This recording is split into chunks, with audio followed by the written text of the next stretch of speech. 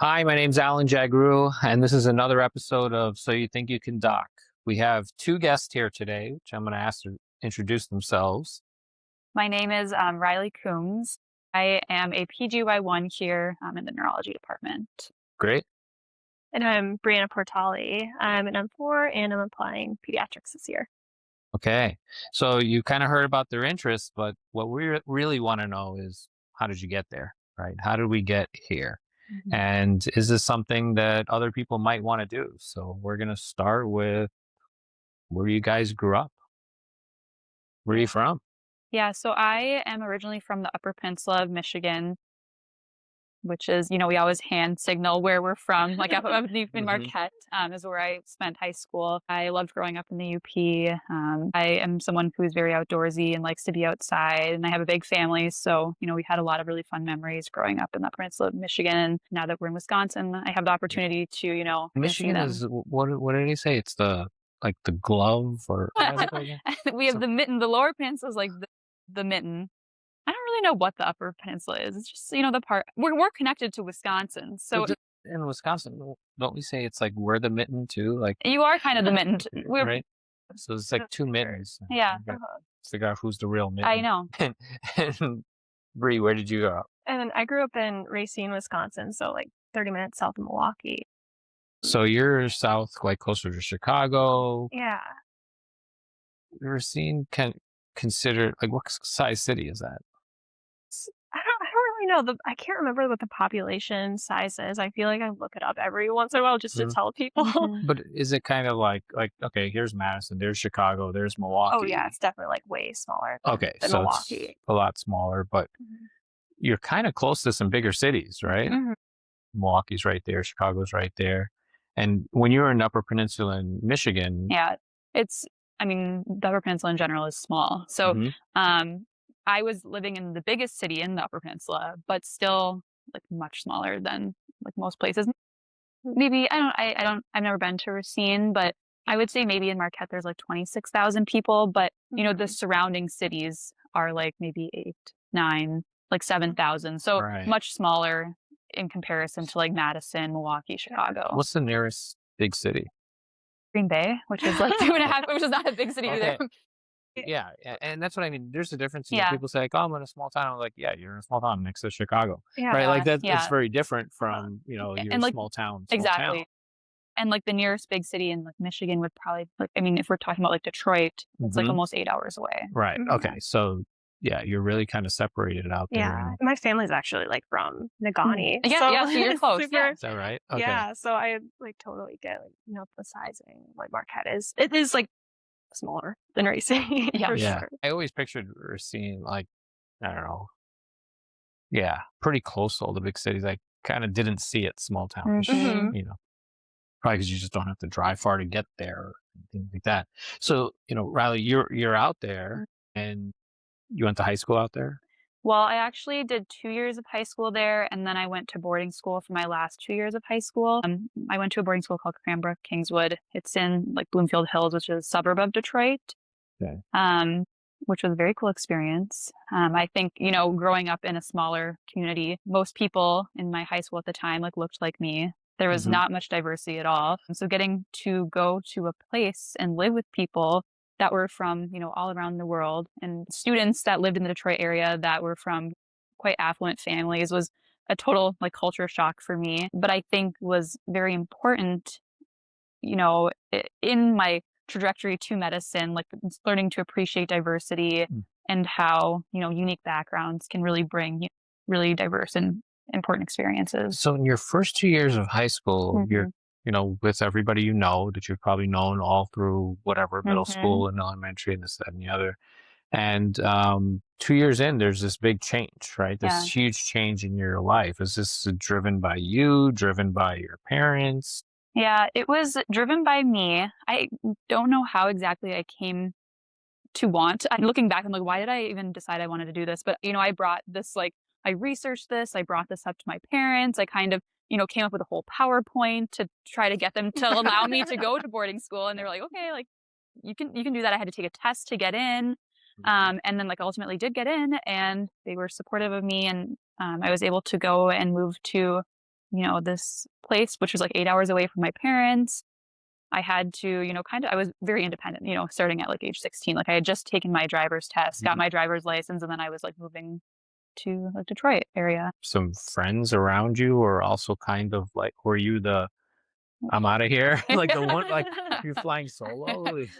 I had an now ex-boyfriend who went to he was very like talented at singing, Hmm. and so he went to a boarding school for like voice, and I obviously am not like musically talented or artistic at all, but I was like, hey, like I'm like okay at school, like I could probably do like some Mhm. sort of like academic type school. So I guess like that kind of was also like an inciting like interest in like what made me look into So it. you've seen someone leave. Yes, yes, Right? and they came back and Like, they were like, okay. like this happens, Yeah. right? This is a thing.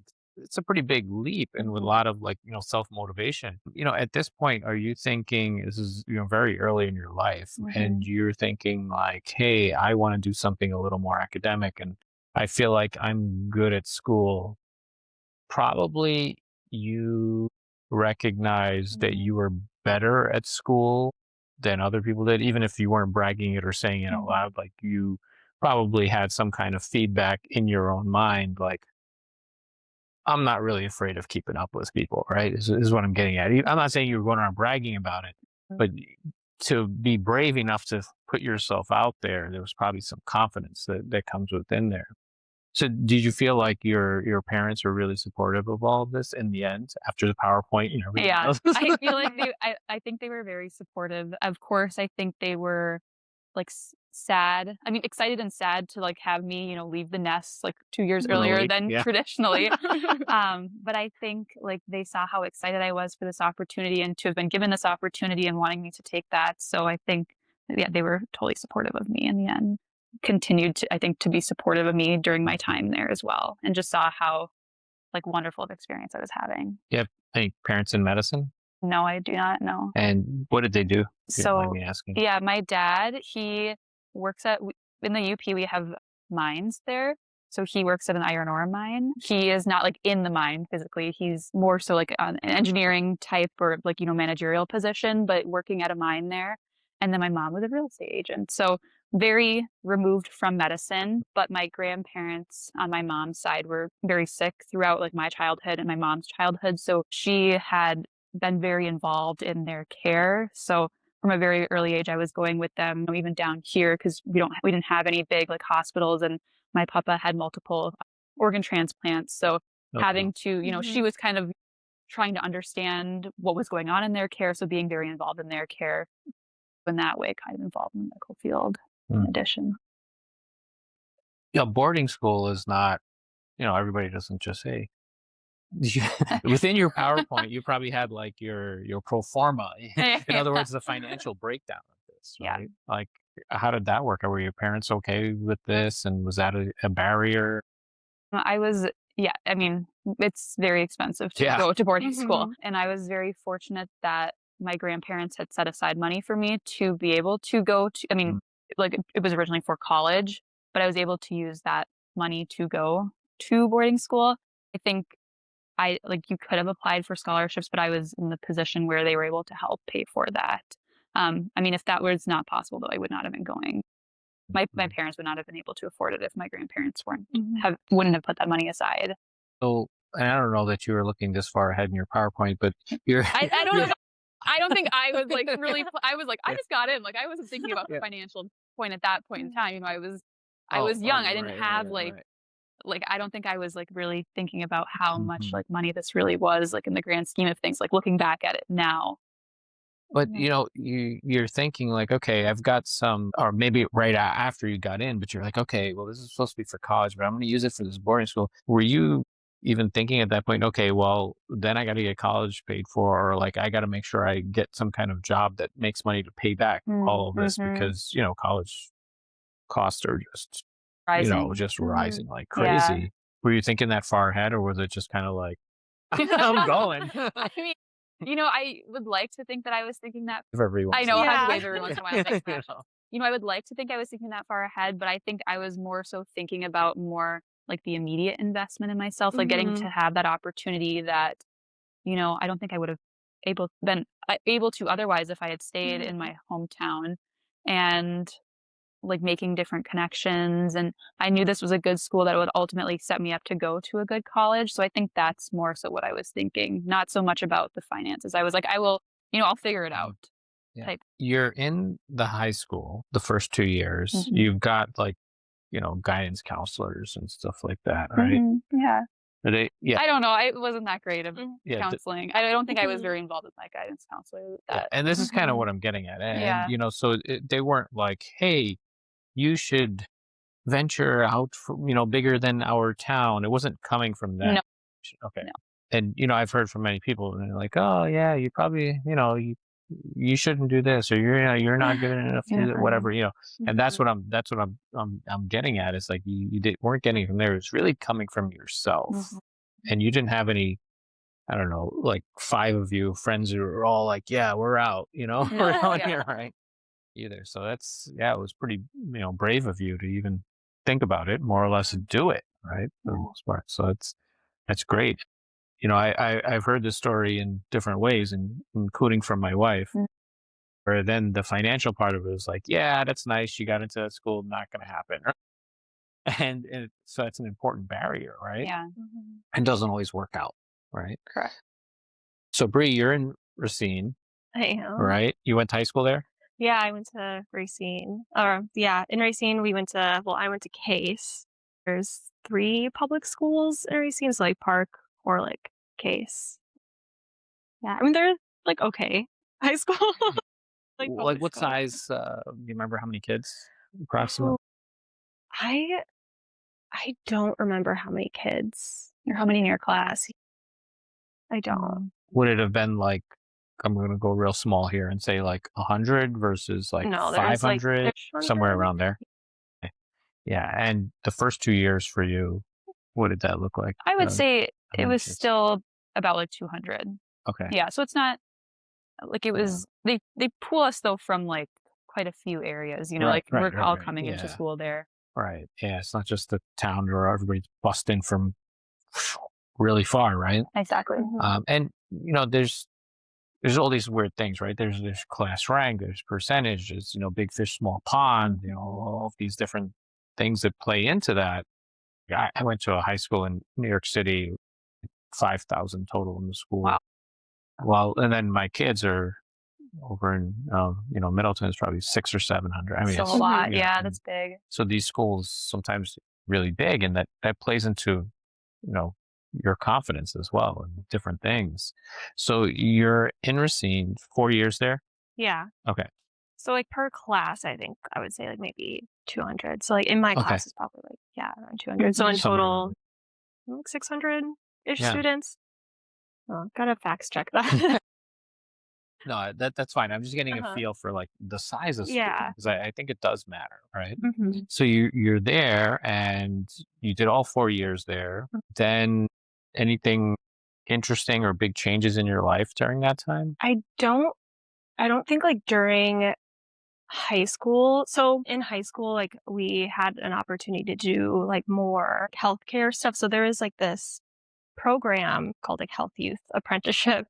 So I joined that when I was like 16, and then I got to be a CNA like at a really young age. So that was kind of like my pathway into medicine, I guess you So could you say. were working as a Mhm. CNA when you were 16 Yeah. or 17?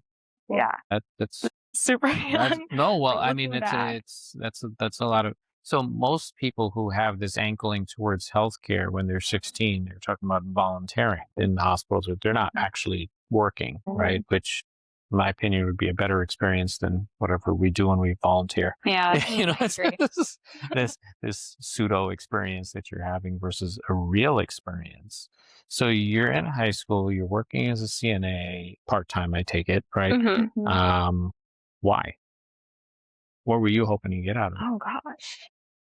I mean, there's money, I mean, right? yeah. I mean, That's the how much do you want obvious, to know? easy Okay. thing. Also, I can go back like, a little bit because I think context could be helpful. So when like growing up, there wasn't a lot of like financial security. So like we had like 2 house fires like growing up and like battling insurance companies. So that like put a lot of like financial strain like on my parents. And then I remember I was like 11 years old and thinking like, oh my gosh, like I cannot be in this situation anymore. So, as a child, like you think about, how can I get out of the situation and have like more financial security? And I remember like the only thing I could really think about was like, okay, I'm just going to be a doctor and like have some money and, we'll just be okay. So, and, you know, looking back, is that like the best financial decision? Like, no, not at all. But it's like you're a teenager, you're in high Yeah. school, right? It's either a doctor or a lawyer if you just see the epitome of Uh-huh. the job that makes the money, right? And the tough thing is, it sounds like you're adopting this, I'm gonna save the family. Yeah. And you're 16 years old. Yeah, And the that's only kind of job the I can get that opposite. like looks like that is this like CNA job, maybe, Mhm. right? Yeah, that's a lot, right? To even be Mhm. carrying it, whether it's real or true, it's Mhm. still a lot to carry in your mind Mhm. that's what's driving your decision making, right? Yeah. Like this, I'm Yeah. gonna save, Yeah. some situation. Yeah, house fires suck. We had one of those. Yeah, it's like so financially Yeah, draining. well, it's one of those moments where you suddenly see these programs that people debate and talk about, like the Red Cross stepping in and stuff like that Mhm. to like just give you clothes, right? Like period, right? Like those Yeah. kinds of things. Everybody can debate what's wasted and blah blah blah and all of Mhm. that stuff, but if you've lived it, then you understand it at least a Mhm. little bit, or at least on a temporary basis. So you're there, you've got some experience to this, and yeah, you're thinking like, I'm going to shoot for the stars, right? Mhm. And there's nothing wrong with that, right? But you must have had some support within Oh, that, yeah, my that parents people are so weren't like, oh supportive. no, you should stay as a CNA Mhm. the rest of your life, which can happen very easily, right?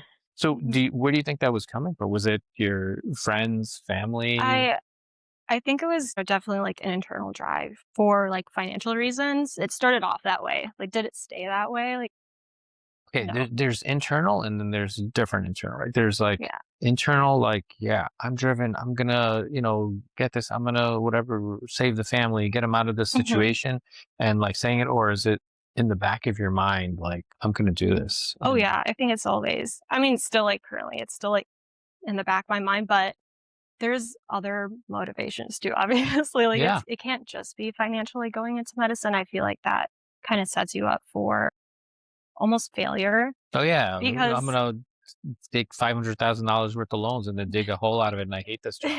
yeah, exactly. Yeah. That's a recipe for But disaster, right? but luckily for me, like knowing at a young age, like working with people, like at the age of 16, I knew I enjoyed talking to people and I knew I liked science. Those pieces just kind of fell a little bit later. Yeah, Yeah. no, and it kind of makes sense. Path of least resistance when we all dream of doing the job you love, Mhm. right? But it's not realistic for everyone, especially if you have those constraints. So yeah, it's kind of great that you had that opportunity or found that opportunity to, so you're working as a CNA. You probably saw some of the worst parts of being in healthcare doing Mhm. that, and yet still, so this is not some glorious job here, right? Mhm. You know, you're like, wow, like if that was gonna, something was gonna make you quit, it might have been that, right? Oh, yeah, and it was through COVID too. I mean, yeah, it really tested, I think it tested all of us, well, like, wanting to go into healthcare. Yeah, but well, you would, okay, you're on the cusp of like committed Mhm. because you're a fourth year medical student. So I'm just gonna, Yeah. Yeah. in my mind, I'm like, weren't you already committed? No, maybe not. No. I'm so far removed from Yeah, that, yeah, right? I'm I like, think no, this is I didn't like a have a year choice. Like you could have behind. not gone to medical school. Mhm. Huh. All right, before we get into that, right? So now, you guys are kind of in this position where it's like, all right, well, I'm going to go to college, right? That's a decision of its own, right? Obviously, if you're thinking you're heading towards a medical career, that's really not negotiable, right? That you're going there. But you weren't quite there yet, at least not in our discussion. Yeah. You're in this boarding school, right? You've Mhm. walked into an environment of the rich kids, right? And did that equate like competitive academically also, or Yeah. just I would say so. It's Yeah. both. Yeah. I went to school with some of the smartest people I feel like that I've ever been around, and like much smarter than me. So it was very competitive for sure. Okay, I take it before that, in the first 2 years, you're thinking like, I'm top 5 in my class, Yeah. right? Whatever size class that is, or something like that. And now you're I was walking at the into bottom this. for sure. Like I was like, or at least You perceive that. I perceived that I was more at the bottom in comparison to my peers. Like I felt like everyone was smarter than me there. And maybe it was just because they had been going to school there for so long, just having that like one-on-one attention for many more years. Or maybe it was just because I was like kind of the outsider coming into this school as a junior. But I definitely felt like I was more near the bottom applying to college for sure at that point in time. Right. Okay, so you come into this school, you're like, okay, I'm scraping the bottom of the Yeah. barrel, right? You're not thinking like, hey, I'm a standout, I'm going to be a doctor. Like that, that's not, yeah. Yeah. Hmm. I always had, like, even from a young age, I had aspirations of being a doctor. So that was You always, did? I Okay. did. Yeah. I'd always wanted to be a doctor. And that was still my path all throughout high school, wanting to be a doctor. But I was just like, where am I going to go to college that can help, set me up to do that eventually? And I ultimately did go to the University of Michigan for undergrad. But I think there's an important point, Yeah. as you're moving through this, is that like even perceiving yourself as not being competitive within your high school, you didn't let it, I guess, No. discourage you No. from your goal. Correct. Right? And, I am not the best standardized test taker. So I took the ACT multiple times, put a lot of like hard work into like, preparing for the test like multiple times, like doing so many practice exams. It felt like reaching out to like people at the school to help, provide like more one-on-one like tutoring there to help get me ready to even be like able to apply to like college. So ultimately I did come away with a decent score, but it took multiple attempts. And so I think even that, like knowing that a lot of these kids weren't in that position, like made me feel like more like just at the bottom of the cohort as well. Mhm. Yeah, and when you go to these boarding schools or private schools, a lot of them I'm saying from birth, obviously, you know what I mean, but they're kind of geared towards these standardized tests of the English language and the way it's spoken in exams or whatever else it is. My kids have a partial experience of during COVID, we pulled them out and put them in private school, and they were walking into kids who've been in that private school for. So Yeah. it's kind of a similar parallel, and that's what I was thinking about when you were saying it. So yeah, it is. It's an interesting dynamic to Yeah, it to was for navigate. sure. So yeah, and I'm glad you kept, you know, your confidence like moving forward. Yeah. And despite like not being great at standardized tests, but you know what you wanted. You knew you were gonna, do what you needed to do to get there. Obviously, you've already made some, steps that took self motivation to get you there. So now you said you went to The University of Michigan. University of Michigan. And so I always wanted to be a doctor, and like I knew I was interested in science, but I was like, I want to do something else. So I studied anthropology actually. Oh, Okay, so when you're applying for, did you have to pick a major when you applied? Okay. No, you could. I think you had to decide by your second year of Okay. undergrad, but I knew that I wanted to do anthropology just because my experience at boarding school, like I just really enjoyed learning about other people's cultures and religion. And I kind of thought that it would be helpful in medicine because, medicine, you're just talking to people all day long with different backgrounds, different religions. And so I thought, learning about all these different cultures and like how that like relates to medicine would be very impactful. So of course I took all of like the medical school prereqs, but my major was like anthropology. I mean, it's really great that you see all that. People don't think that way. So people think of like, I'm going to be a doctor. Okay, I need to go like science and understand the body and this and like understand drugs and whatever biochemistry, blah blah blah. And so, like people don't generally think of. I guess they don't think that far ahead to what the actual job is. And the actual job, as you guys have heard me say on rounds, is about talking to people and understanding people and building bonds, with people.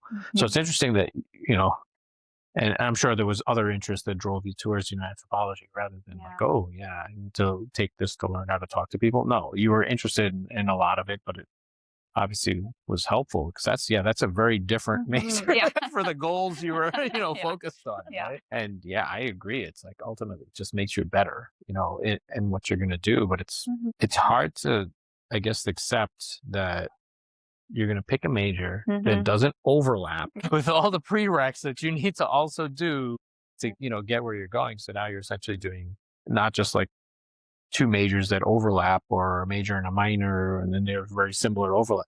They're like two separate Yes. things that we're talking about, right? So, all right. So you're doing anthropology, you're doing your prereqs there, and you went from this environment. So now you're in like a general undergrad. Did you feel like a shift from this?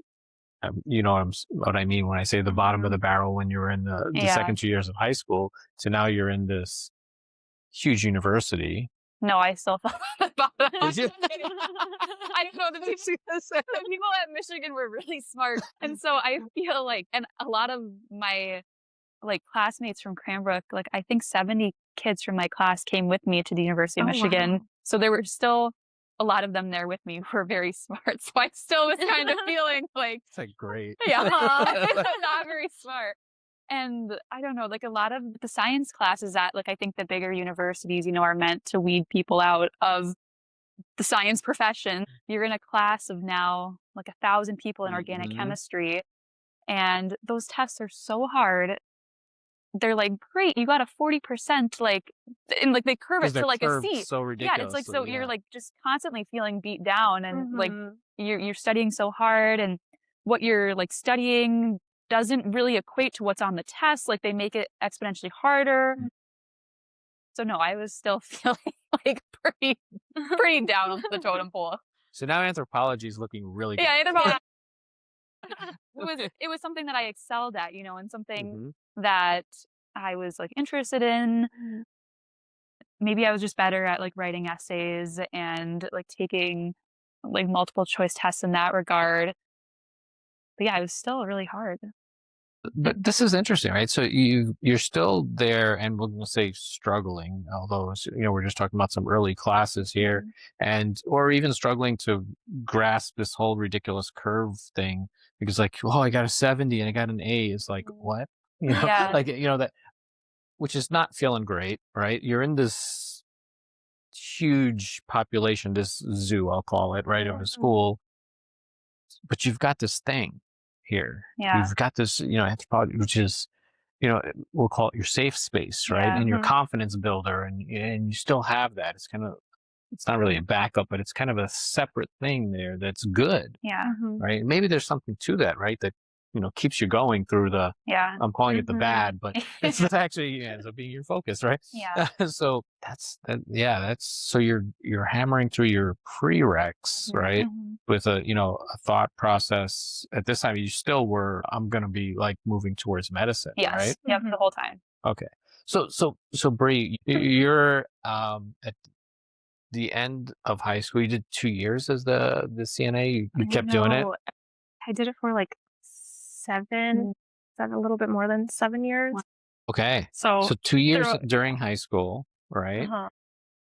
Straight into college? And then, straight through college. Okay. And then did a gap year. Where'd you go? College? I went to Parkside. So UW Parkside in Kenosha. Okay. And when you were going there, like, what were you thinking?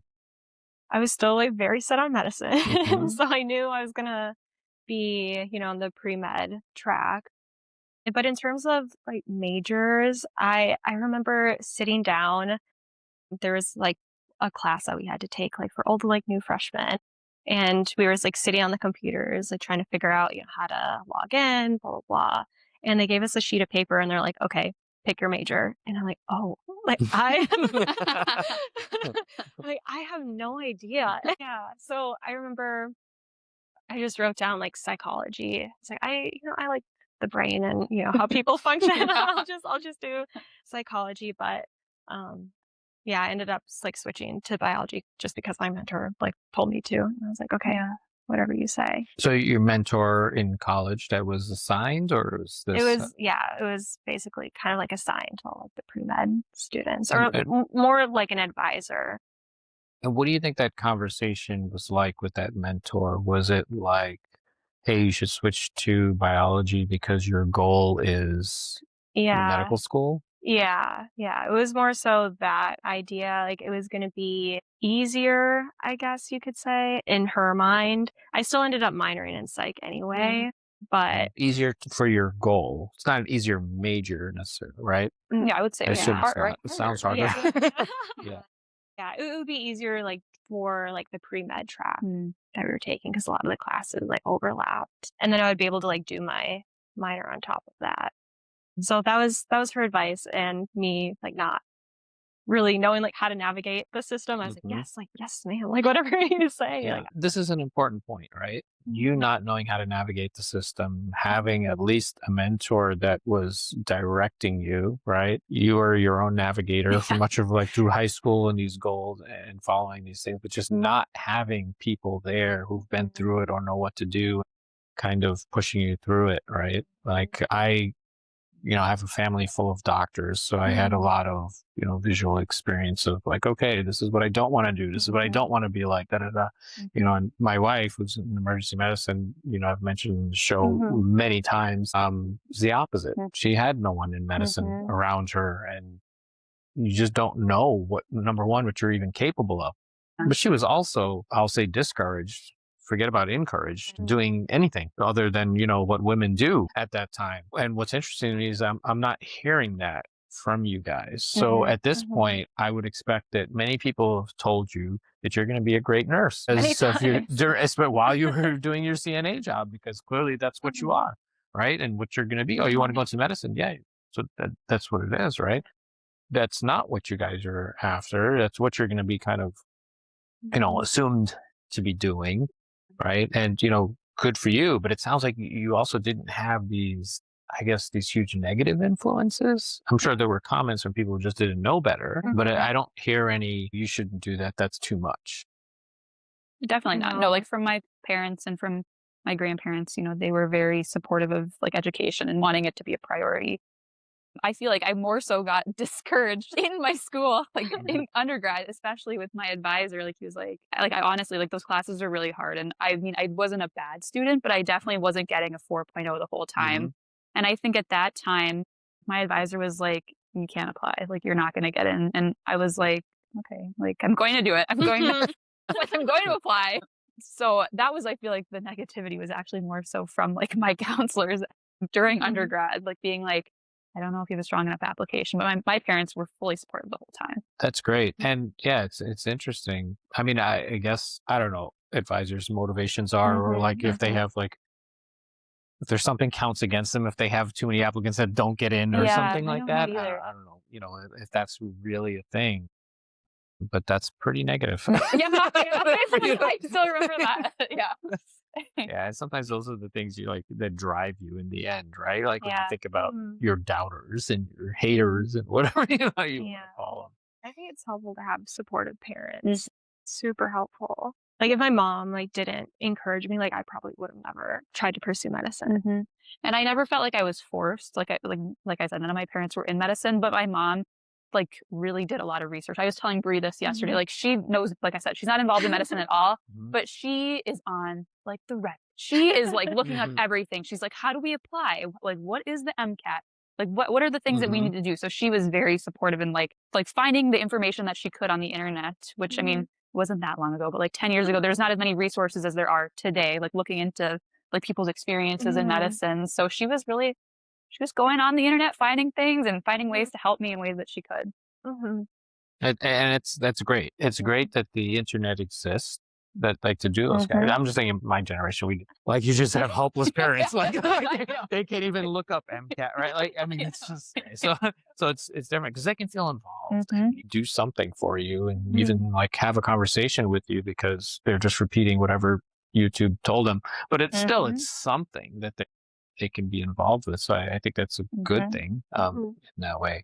So you're there, you've got the anthropology on, you're doing your prereqs. Some of the classes are giving you a hard time, organic chemistry, which is like my favorite of all time. By the way.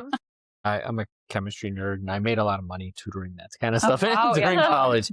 But for me, it was a long story, but I went to a high school where I did chemistry like 3 hours a day Wow. for Oh my years. gosh. So by the time I went to college, it was like, Yeah, you That knew is what was going on. yeah, yeah. this was a Long time. breeze for me. But anyway, that's a different story. So you're there, and some of these classes.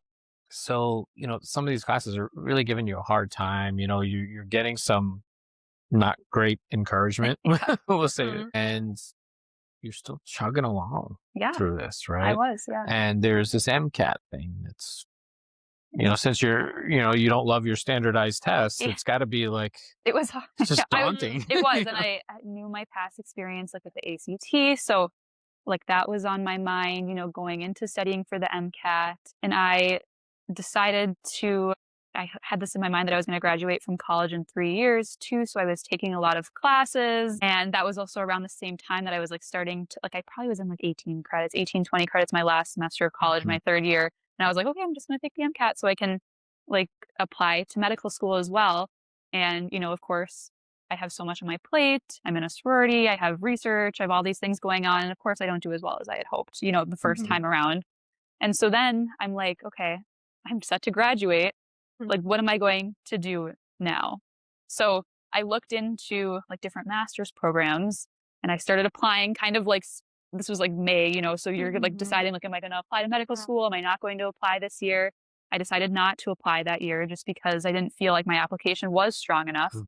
So instead, I applied to different master's programs, and I ultimately ended up going to a program in DC at Georgetown that was specifically geared towards people wanting to go to medical school, kind of in the same position as me, not having the strongest application, but always wanting to go into medicine. So, So this is kind of a new thing. I don't know how new it is, right? But mhm, this whole like doing something else, gap years. Mhm. It's like in Mhm. my generation, and do that, yeah. we didn't even have those terms, Mhm. right? And it was like, oh, that makes no sense. And it's probably going to hurt your application because people Mhm. are going to say, well, like, why didn't you do whatever it is? But now it's the thing Mm, before medical school, or even after. Well, sometimes even depending on what residency people want to apply for, they take another gap there essentially to do Mhm. like research or something like that to apply then to residency, which Mhm. was just like an unheard of thing. We were always like, and you guys, I'm sure, had some of this feeling of you're in a rush and you're going to be left behind if you don't move and do Oh, yeah. everything every year with the rest of your classmates. yeah. And when you look back at it now, it's like laughable because it was like, who are those people? Where are they now? Like, what Yeah. did it matter? I do want to take a step backwards with you for, so you're in a sorority. How did you feel? And I'm not trying to get specifically into which sorority and that stuff, but rather, Yeah. but in general, in we'll say the Greek life or world, Mhm. you are now looking at a super highly competitive thing, Mm, right? How do you feel like the support of that or the way people looked at that? And mm. how many other people do you think were trying to do things like that? Yeah, I mean, I think within my sorority, I kind of found the people who there were actually a lot of people that were interested in medicine. A Mhm. lot of very like highly intelligent women were in my sorority, and I mean, I think even in my cohort, like my PC, my pledge class, like there might be even like 10 or 12 now in med school out of 60. So there was Wow. a Wow. lot of people that were Yeah. going That's into a lot of medical school. But I think like if I were to if I was back freshman year, like, would I have pledged again? Probably not. Like, I think, Mhm. I Do you think mean mainly because of the time that it? no, I think just, like, I've learned more about myself, like, I think I thought that that was, like, something that I was, like, very, like not that I'm Mhm. not social and outgoing, but I just think I'm more of an introvert, and I think that I kind of learned that throughout, Mhm. like, undergrad. Like, I didn't fully fit in all the ways that maybe I felt like I should have. And like I often felt myself, I was like everyone going to game day and going to like different parties, and like I was often like at the library studying, and like I just felt like I couldn't have both. I like needed to focus more on school. Yeah, Mhm. a lot of people are like that, including Yeah. myself. There's like a switch on where you're in on mode or off Yeah. mode, but can't turn it halfway and, Yeah. and Yeah. flip flop during the same day or two. That becomes difficult. No, I'm glad to hear that because I Yeah. feel like that's something that's evolved also, like within Greek life or even college, and what's cool anymore. Mhm. And now being smart is cool. Like Yeah. Oh, for like, sure. like that's okay. I grew up in Yeah. the day and age where it made called smart people nerds and Yeah. meant it. That's Like really, please. Not it's funny how, but like, yeah, you're Yeah. actually excluded from things, right? So Yeah. it's, kind of a big deal. Bree, now we are, I know, where are uh, we? yeah. So we're near the end of college. I know you kind of quickly mentioned, I think, a gap year Uh-huh. somewhere in there, right? So we're working as a CNA. We're getting through. How's Mhm. college gone? Yeah. College, I mean, it's different than high school. I went to a public school, so Mhm. I felt, that I was fine academically. Going to college, Parkside, I would say it was also fine. I mean, people are smarter, definitely. I remember also like taking the MCAT for the first Mhm. time and not doing as great as I Hmm. wanted to. So that was like a huge like stab in the heart at first. I'm like, oh my Right, gosh, because I you've been can't do locked it. in. Like, this is what you want to do. Yeah, This is everything is kind of very much flowing, so. right? Yeah, everything's flowing, and then now you get this Yeah. stab. And I had my application ready. I think I remember I applied to UW, and then after getting my score back, I was like, I'm just going to withdraw it. So I withdrew it and then decided I was going to take a gap year, continue working. And then I actually went to Sicily, I think in August. So I got to like travel a little bit, and that was like the best decision. I would actually like recommend students just taking a gap year because you have the rest of your life to work. Yeah. Mhm. You might as well just take this time to explore yourself a little bit more. So Sicily, you have family? Yeah. Both of my parents are Sicilian descent. I mean, I'm not a great representation. I don't really look Sicilian, but yeah, and that was my first time going. So I knew like I always wanted to go back and like see like where my family came from. So I got to go to Catania, like where my dad's side came from. And I went to Palermo, where my mom's side came from. And then I stayed with a family for about a month, and I got to like teach their children English. So that was a great experience. And you didn't care about everyone else leaving you behind, and No, not at all. because now you're a year off Yeah. from the cycle of starting school with all the people you know, which was never going to happen anyway. Yeah. Yeah. So like doing, I guess, bad on the MCAT for the first time is almost like a blessing because I would have never gotten to experience. But I think this is a really important thing, right? This living life while you're in school, not deferring and putting things off and all of that, but just doing it while you're there. And sometimes just having to figure it out. Like, it could have been questions like, oh, I shouldn't join a sorority because my goal is to go to med. I'm going to need the time to study, but just do it. And maybe you'll figure something Yeah. else out. And maybe it'll be helpful. Maybe it'll be hurtful, but somehow you'll just get it all done in a messy way. Yeah. We're also identifying that, like, the first time you get stabbed in the heart doesn't kill you. And if you really want something, just keep getting stabbed. Right? Eventually something will happen. Right?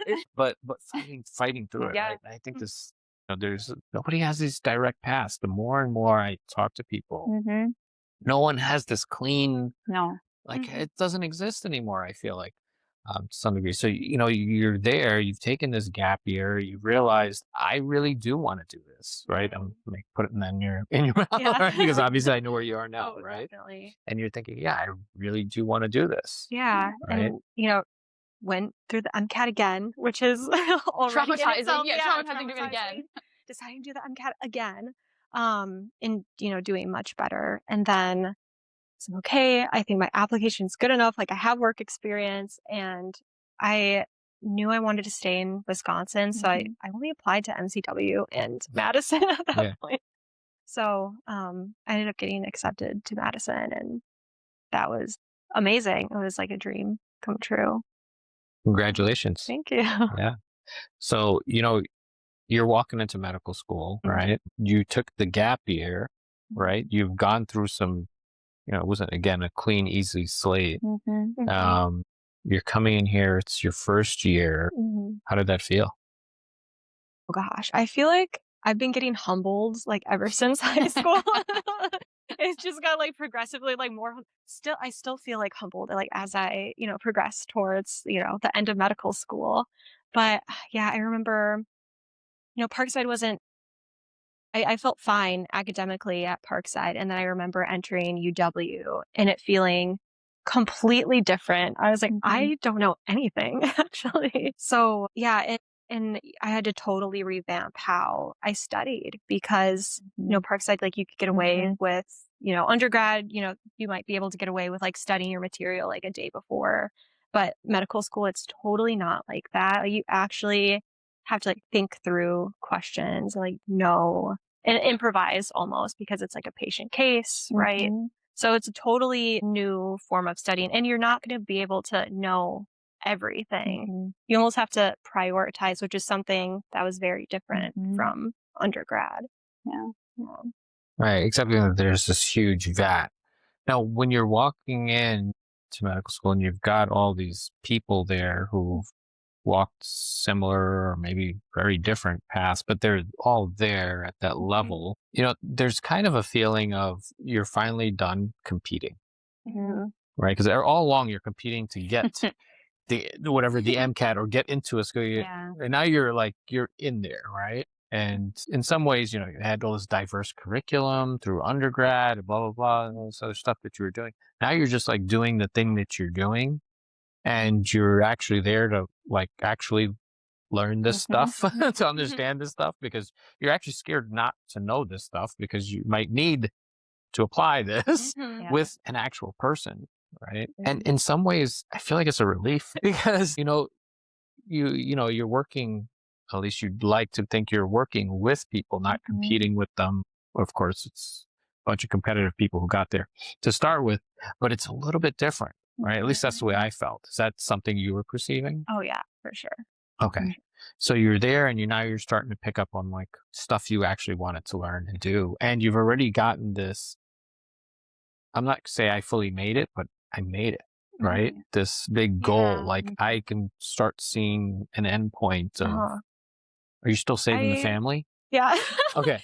Yeah. I think entering medical school, I'm still like, oh my gosh, like I still need to like do X, Y, and Z and like research.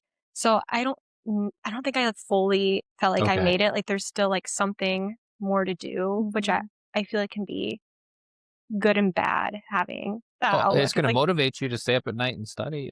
All right. How did it feel for you?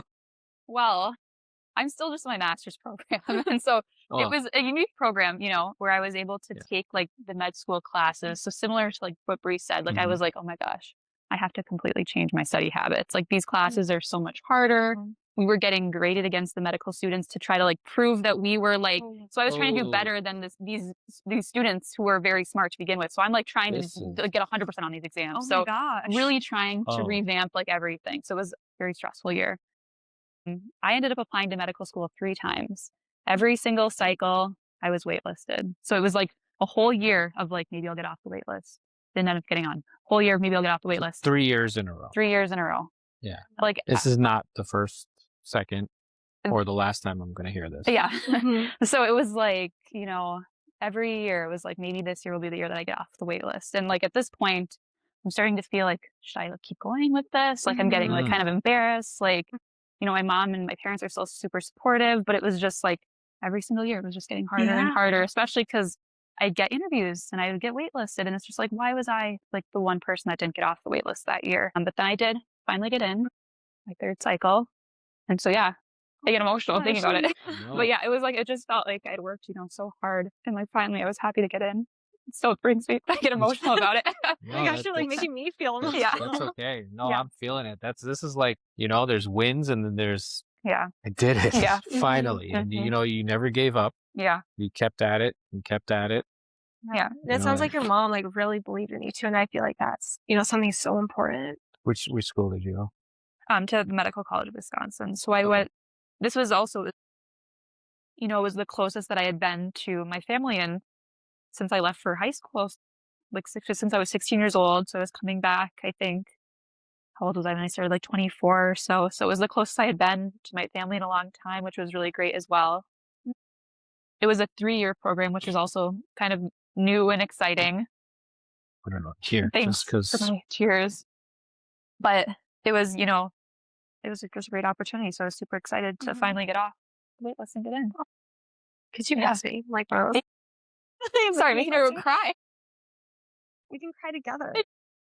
Now it's your turn to cry. Yeah. But this is, it's really an important point, right? Because Mhm. so many people would have or have Mhm. just Mhm. chosen something else Yeah. and just decided like, well, I guess it's just not meant to be, and Mhm. move on. But if you really want it, you do it, right? Yeah. So I didn't get in, my first year, and I said, "Oh, I don't care. This is what I want to do." And I left the country. I went to, Dominica, Ross. And, Yeah. a year and 3 months later, I was in Miami and doing rotations there, and in New York doing rotations Mhm. Mhm. just because I was kind of, okay, yeah, I could study, Mhm. reapply, I'm just doing this. I don't care. Like, Yeah. I'm doing it, right? Like, Yeah. Yeah. this Right. was like, I don't know how it's going to work out and whatever it is. I know in the back of my mind that I'm going to be a good physician Mhm. Mhm. and patients are going to enjoy being around me and seeing me. At least I tell myself that, Yeah. right? And beyond whatever paths we have to again, I was fortunate enough to see what physicians do on a Mhm. daily basis. I used to help Mhm. run my father's office and see the others. I was interacting with patients and seeing the way they interact. And I knew that if you just talk to people, Mm. like, it doesn't matter how much organic chemistry you know. Like, I knew all Yeah. that was Mhm. nonsense.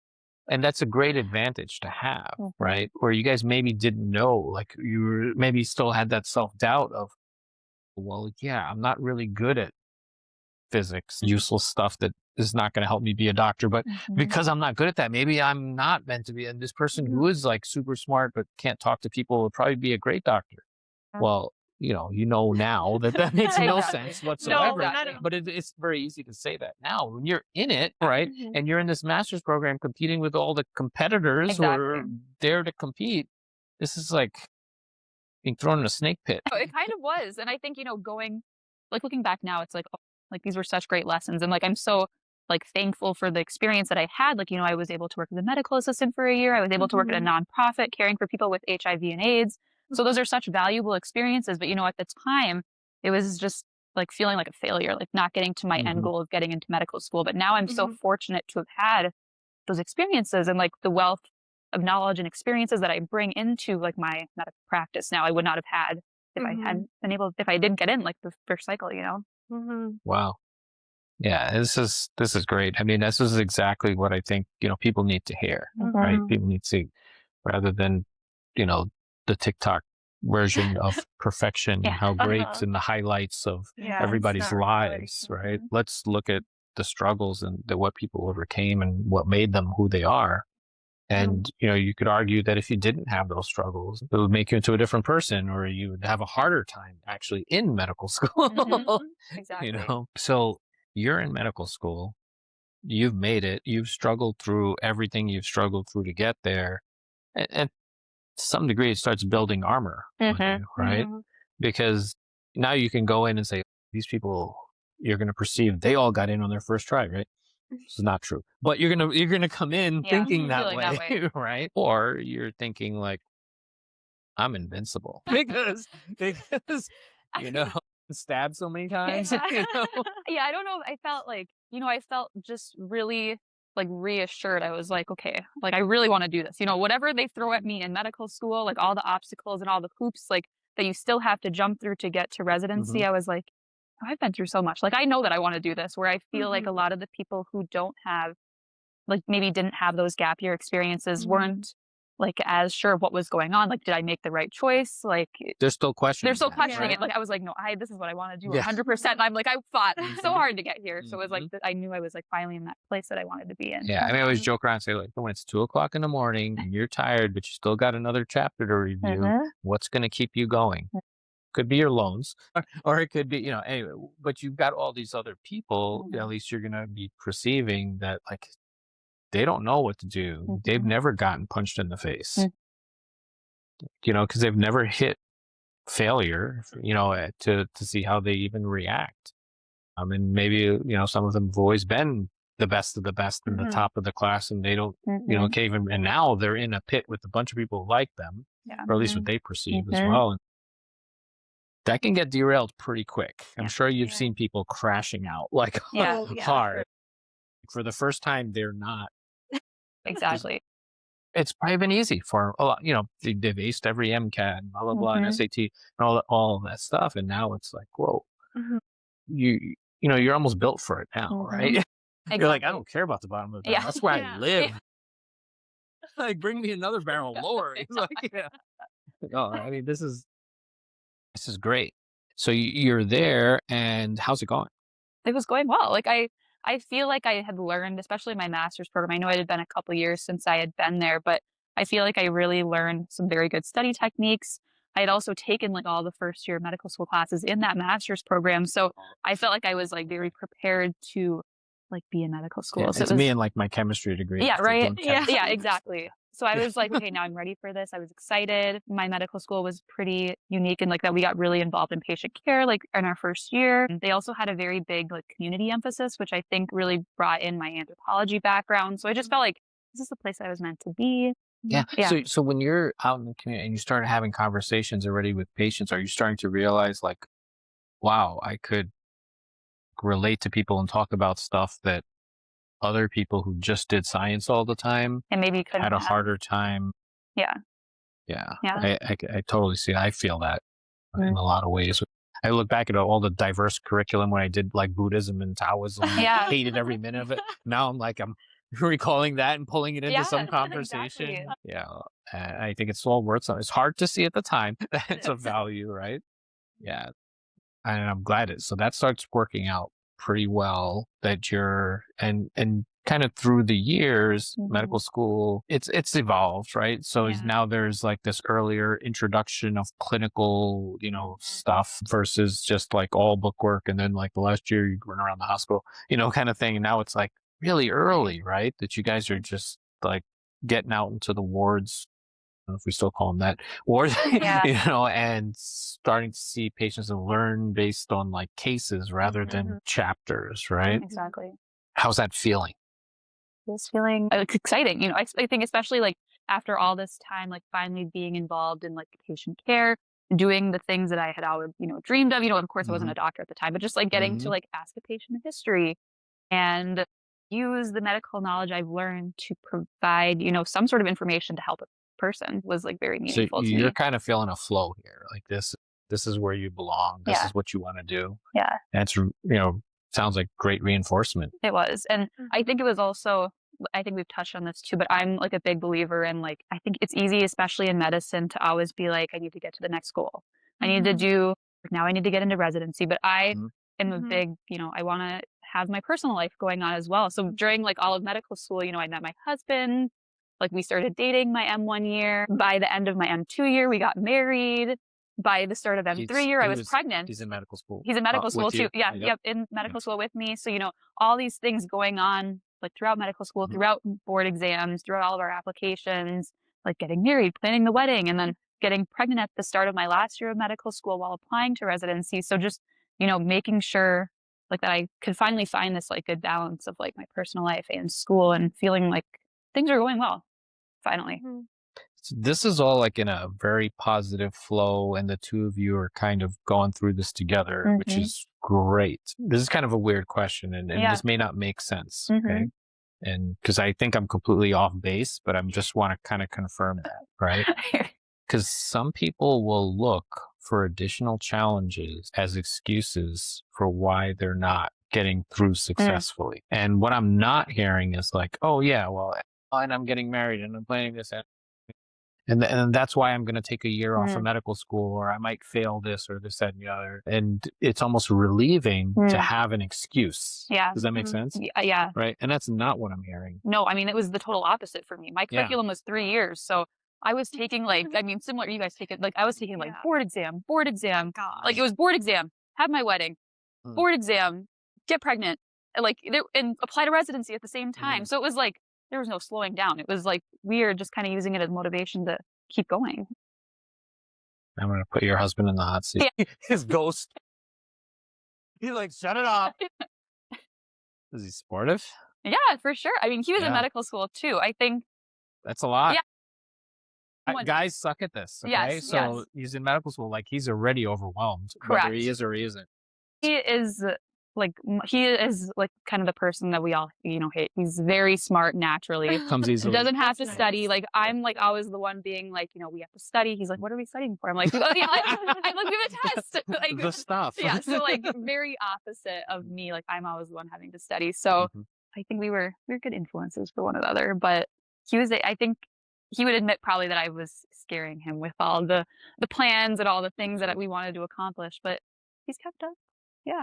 He keeps me grounded, Yeah, and I help Mhm. that's just great. inspire. So, before we get into your kind of residency decision Mhm. stuff, we're gonna go back to Bree, who's flying it all alone here. No, I'm just so like in depth with the your journey. I'm like, okay, what happens next? Yeah. No, I mean, I meant flying it alone, like in medical school. Oh. So you're there, Yeah. and you don't have this, I guess, whirlwind, but with maybe you're with someone, I don't know. But I'm just saying, like, you're walking through all of these years, which could be really, really daunting, Mhm. difficult. It's the hardest thing you've ever seen, right? Oh, for sure. Mhm. And how's it gone? I mean, at first it was pretty tough. I Mhm. mean, but finding a good group of friends, I think is really important. Mhm. I had like two really close friends where I could Mhm. talk to about, struggles like, oh, yeah, I don't understand this. And people, I feel like overall, at least in Madison, are pretty supportive. Like it's a pass fail curriculum. So I feel like there wasn't like a lot of Yeah. hard competitiveness. I actually don't, I didn't really feel that at all, like throughout my medical school journey. Mm. But, I don't know what it would have been like if I didn't go to a curriculum that was pass Fail. fail. And I could Mhm. imagine that would be very different and could be another layer of like mental strain on things and like my mental health. But Because ultimately, there's still that, you guys have alluded to it already, there's still this like then applying for residency, which is then competitive depending on what it is or what are, like, Mhm. there's some people who are trying to be neurosurgeons, right? Yeah. That's obviously going to be a very select group. And then, we've touched on this before, but then there are financially and quality of life, lucrative type residencies, such as dermatology, ophthalmology, Yeah. those kinds of things. So there is competition within Mhm. that. Hopefully, well, maybe not at that point, but hopefully some people at that point are starting to realize that liking what you do is probably more important. Mhm. But it's hard to ignore the money, especially with, money, loans, or, all this other kind of stuff, staring you in the face. I think we're a little bit thrown off by the concepts of our loans and money when you say like, okay, I have 3,000, but this person makes 300 a year. Oh, I could pay it off in a year. Like, anyway, very illogical thoughts flow through your head, while you're in this, that really kind of don't make sense. Okay. Mhm. But you're, you're in your fourth year now. Mhm. Okay. And, you've disclosed to me that you're looking towards possibly nephrology, but we'll say first step, pediatrics. Mhm. Okay. Where do you think that came from? It The wasn't from being a nephrology? CNA. When you were CNA, I No. assume you were doing adult stuff, right? Yeah. Or- Yeah. Yeah. yeah. So the so I have like two stories with like why nephrology like kind of circled my mind. Peds. Actually feel like so I worked with like people with dementia, so like more of the senior population. So actually when it came time to do my pediatric rotation at UW, it felt so familiar and similar because both are very like vulnerable population. Both, you have like families involved, so you're communicating with families. Um so those two things, and there's also like a lot of advocacy involved too with like those two populations. So I feel like if I didn't go into peds, it would probably be geriatrics actually. So I just felt really like at home, I guess, doing the pediatric rotation here. And kids just give me a lot of joy. There's like a lot of hope, I feel, working with kids. And you have the opportunity, especially in primary care, to like watch them grow up into an adult and you get to contribute to that. And I think with my background too, thinking more about primary care and like preventative stuff and like financial issues that families go through, I think that was also a motivator for Mhm. Aren't you how scared of like having to deal with not just the patient, but the whole family and those interactions and all of that.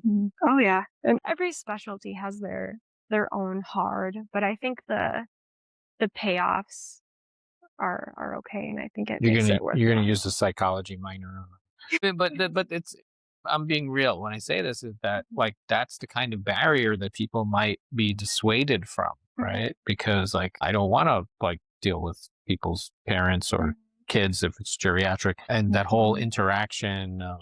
You know, I think these are some of the things that nobody thinks about before they start thinking about I want to be a doctor. Is that social interaction and being the person who coordinates the family fight or whatever else it is, right? And I think it's all really important.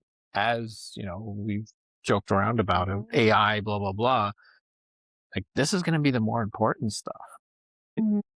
So this desire for like pediatrics is something that it sounds like you feel comfortable, like you can really see yourself in, Yeah. right? Yeah. And obviously you did like pediatric rotations and and that kind of stuff, and just more or less solidified it. Maybe some of the other rotations, like nephrology, told you go run away, But it also it's important. Like you do surgery and then hate it, and then it's okay, and then you move on from there, right? But it's important that you did surgery to know you hate it, Oh, for sure. all right? Because nobody actually hates all procedures. They just like don't want to be a surgeon, right? That's different from just I don't like procedures. Yeah, I say that too, but they're like I like the good procedures, whatever that means, whichever ones I was good at. But yeah, it's good that you found that, right? Yeah, Because and it people feels are right. It feels like it's a good fit for me, which is what's most important. yeah, so drawn to the more vulnerable populations, both socioeconomic as well as physically vulnerable, little people or older people. Is I think it's great that you found it. You went a different way, right? Yeah. So I guess there's so many different angles that you could pull someone towards neurology, right? And what do you think it was? Which part of it, I guess, was the most appealing for you? Yeah, and I like went into medical school and I wasn't certain what I wanted to do. Like I was someone who like depending on the rotation who I was with, like I could see myself like fitting and I was like, yes, this is the best attending. This is the best residence. Like I was just getting hyped up. Like I could like get swayed very easily because I was just having, such a great time with like the people. So it's very easy. I feel like it's typical for med students kind of get caught off guard with who you're working with. So I think I went through a phase where I was going to be a gastroenterologist and then I was going to do ophthalmology. And then I finally did a neurology rotation in my second year of medical school. And similar to Brie, this was like, I just felt at home, like with the people. They were just, these fun, like quirky people. Like the way that they approached patient care was very interesting too. It's very like coming together with all these puzzle pieces and making the picture. You take the history, you take the lab tests, you do all the imaging, and you kind of put this whole thing together to kind of figure out what is going on with this patient. So I really appreciated that aspect of it as well. And I'm also someone who I like research, and I think it's a field that, will continue to grow throughout my time as a neurologist. And I really enjoy the patient population as well. And similar to Brie, I think in neurology, especially if you're in like an outpatient setting, you follow these patients throughout, a lot of their disease course. So you get to know them very well. And not only the patient, but also the families as well coming to these appointments. So I just always really appreciated that. And I mean, I think the brain's a pretty interesting organ, if not arguably the most interesting organ. It's the only organ that we can, we're studying I think it's ourselves, just got the most unknown. Yeah, but that's exciting to me, Yeah. in a way. I mean, we've talked about this before. I'm someone who does like generally like routine and not like to be completely surprised by everything, but I don't know, the field excites me. I think there's still a lot that we're learning and will learn throughout, my time as a neurologist. So I find it to be very exciting. So neurology is, both have commented on these long-term relationships with patients and their families. Neurology and peds, depending on which part of peds, it also has that other side of it, right? The acute hospital strokes, that part of it. And then there's things like, Alzheimer's, headache clinics, longer chronic, more relationship based, things, which or both. What kind of appeal to you? I think right now, if I had to pick one or the other, I would pick more of like outpatient type work. I Mhm. mean, I hope to be in a place where I can do a little bit of both, like have an outpatient clinic, maybe do a week of inpatient where I'm doing like more general neurology, some stroke, just to kind of keep the variety in place. But if I had to pick one, I would probably pick more outpatient. I really do love to get to know my patients. I look forward to, seeing if they've gotten better and just like have those meaningful relationships with them. It's something that I really appreciate about the field. Do you feel that way too? Oh yeah, 100%. So like very very similar to what Reilly was saying. So more of the outpatient I clinics. I think outpatient a little bit more so. Medicine now with pediatrics, you have to do, I think, 2 more years. So it would be cool to have a little bit of both, but Yeah. with the more schooling, that's kind of half and half. I mean, we'll see when we get there, but for sure, right now, like outpatient seems a little bit more appealing, as you said, like having that relationship with people. I didn't realize that. So if you do pediatrics, you then have to do 2 more years to be like a pediatric hospitalist. I didn't know that Okay. either. Yeah. So internal medicine is just, 2 or 3 years, and Yeah. you Yeah. can inpatient, outpatient, do whatever you want. Yeah, I know, it doesn't make any from there. sense. Yeah. And especially if you want to subspecialize, which it seems like you do, then you would have to do like your 3 years, 2 years, and then subspecialize, which Oh, is that very right? long. It's not 3 years and then straight into nephrology? I actually am not sure. I know for hospitalists, like this is just a very recent change Mm, from what I've heard. okay. Gosh. And I think Wow. they were So it trying might to not do be some, in every place the same. It might yeah. be Interesting. I think they were kind of like talking about doing like different changes with like AM too. Yeah, interesting. Yeah. So most physicians that I've met, spoken to, whether they're surgeons or in a medical subspecialty, don't like clinic. They don't like clinic. They like the hospital, acute kind of stuff. I will say, because that comes with an intensity, night calls, weekends more so. So as you get older, people will then gravitate towards clinic day hours, right? Clinic isn't open at 11 p.m., right? So that's kind of a natural thing. But as they're younger, they want to be like more in the intense environments. I've always loved clinic. And I've dragged you guys out to dialysis treatment. That's super my fun. sweet spot. Like Yeah. hanging out, meeting these people with no real time limit. Clinic, obviously, there's a schedule and there's a time limit. I act like there is none during my clinic. I go over and I'm late and and whatever it is, but I still see like more patients than most people in whatever amount of time. It's just whatever people need, they're getting that day. And I don't care if I'm running late and this, that, and the other, because I believe that I can just meet the next person and say, "Hey, I'm sorry I'm late," and they will understand. I could be wrong. I don't know. It doesn't matter. I refuse to conform to this, like, "Oh, I've got to go because your time is up." Like, I will literally never say that, right? And just deal with it. Whatever happens, happens after that. And that's my sweet spot. Like, that's my happy place, right? That I'm in clinic with not people who are like acutely sick and need this now. So this is the focus and this, that, and the other. And, I'm not really going to get to know them other than like what's going on with them, because I need to get this going like now, right? Exactly. Which obviously I do in nephrology all the time. And, that's fine. But this whole mixture that you kind of mentioned, I think is really important. All right. And we see people get locked into one thing or another. If I was doing clinic every day, that would not work out for me. So I think it's really good to find that mixture. And, in academic medicine, you can kind of move around and change your job a little bit more. In private practice, you can have that mixture, but you're going to have to fight to make sure you maintain it, because it's private practice. Yeah. It is what it is. And certain things are going to generate more money than others, right? In clinic, not so much with the money, Yeah. right? So that becomes a little tougher. Neurology, a lot of times you kind of work off of a hospital salaried, so almost doesn't matter as much. A lot of editing. But yeah, I think those are important balances. I think you guys have really kind of looked into, whether it was on purpose or directly, important things to keep, your lives happy. Your career is part of your life, but it's not your life, right? Yeah. And I just want to like reinforce, how old's your baby now? 4 months old 4 now. months, right? Yeah. So it's 4 months, and I always said this on rounds, but 4 months, the kids don't sleep. And, you've been through, medical school and this and rotations and calls and all of this stuff. And, those all end and Mm-hmm. they turn off. The kid does not turn Correct. off. Yeah. Right. And it seems like the most daunting, overwhelming possible thing, Mhm. to have kids during this time in your life. And I told you what I think. I think it's the opposite. Yeah, I agree. It gets real simple. Yeah. Because your priorities are, well arranged for you Yes. for the first time. Yeah. Somebody's told you this is number one, this is number two, Mhm. and you've gone through all this self-driven big decision making. I'm gonna switch schools, I'm gonna go here, I'm gonna keep trying this, I'm gonna keep doing this.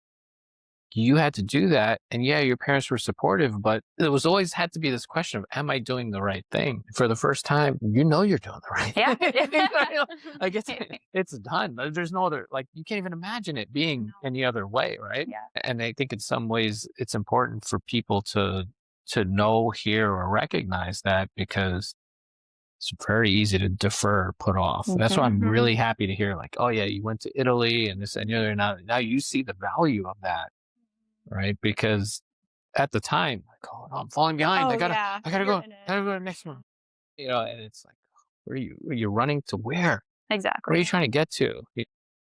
And I think it's easy, even you're okay, now I'll graduate medical school, and then you'll graduate residency, and then you'll be an attending. But if you are in that mindset constantly, worrying about the next step, you're never going to enjoy just the present, right? You're always when are you looking going to live? Exactly. So you just got to do the things, even though you feel like you're busy, you feel like you don't have the time. It's very easy for older people to look back and say this, right? Yeah. Especially to other people who are in the mud, Yeah. But yeah, I was in the mud too. So, I told you, first kid in residency, second one in fellowship. It's not like I'm looking back and saying, I wish I would have done that. That would have been easier. I would have been able to focus on no, I lived it. Yeah. Right. So it's great. I'm glad, I ran into both of you. We've had, a really good week on our rotations, and we've talked a lot more about things that have nothing to do with nephrology. I think they're as important, if not more important. We talk about those things. A lot of times it was even financial. Yeah. But I'm glad you guys have gotten to where you are. Anything else you guys want to add or say, or to people who might be hesitant or thinking about or second guessing their life decisions? Yeah, I would just keep trying and keep going through the mud. I mean, eventually you will get there. I mean, I think there's a lot of people telling you in today's society, no, you don't have what it takes to make it. But I think if you believe in yourself, you'll get there. Yeah. And I've said things that sound as corny as what you just said. Yeah. But and I can't help it, because that's what you really mean to say. It's oh, just believe in yourself and keep going. And I don't know how to say it that it doesn't sound like that. Yeah. It's okay. I mean, it can be corny. I mean, it's true. It's true, right? But I keep thinking about trying to find a way to say something exactly that, but have it sound different, so people might not just blow it off as I know. believe in yourself, because we've all heard that so much, but it's that's what I'm really trying to say. Yeah, literally, I know, I agree. Anyway, but yeah, thank you. Yeah, and thank you for having us on. Yeah, this was fun. I think it's this is the kind of stuff that I really want people to hear and see. Yeah. And that's kind of the goal here. We're not here to talk about actual medical topics. Yeah. So. We've had But thanks, guys. Yes, thank you. Thank you so much. Scene.